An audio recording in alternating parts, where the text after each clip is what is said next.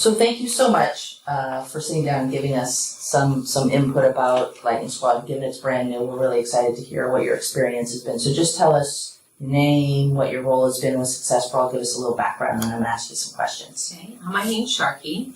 I work at Armour Elementary School as a facilitator. I've been there 7 years in the district 7 years as a facilitator. This year, for the summer program, I am tutoring Colwyn students, kindergarten going into first grade.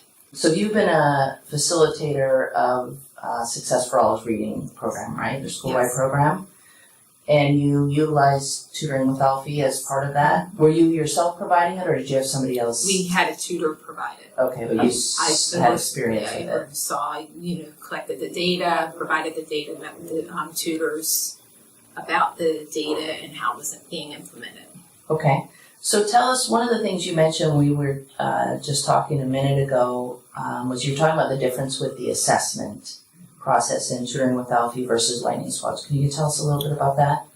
Tutoring with Alfie was very time consuming.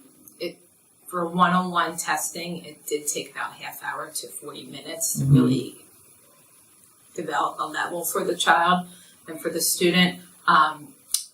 When we tested with the Lightning Squad, it was about 5 minutes. They received a level. It gave them which story number to begin with, and then gave them choices of 3 different stories within that range. So, for example, if they ended with 13, then 13, 14, 15 were the choices to begin with. Okay. So it gave us some options of where to begin with the student.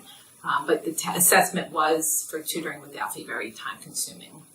So do you feel like, since it's 5 minutes, I think it is now, right, versus a half hour perhaps, do you feel like it's adequate in terms of placing the kids? You're an experienced facilitator, so.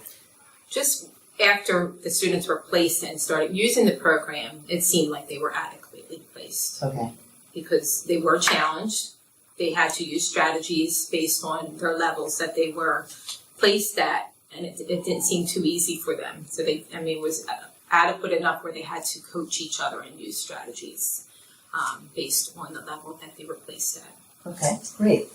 So what about in terms of, the kids that you have in your group here, because what are all the levels that are using Lightning Squad here in the summer school program? I have a kindergarten going to first grade, and the levels in my group are level 7 to level 48. Okay.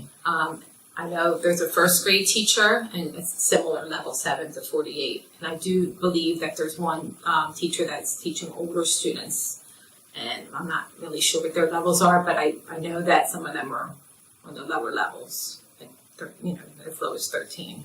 Okay.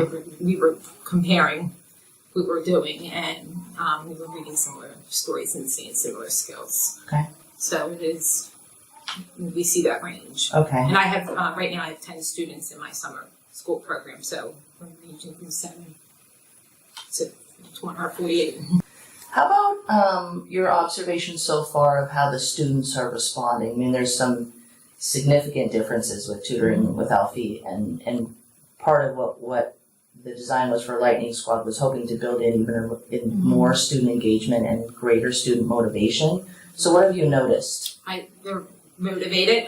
They really know their goal, which, for example, some of the students knew they couldn't move on to another game or another section of the Lightning Squad because they didn't receive enough points on that.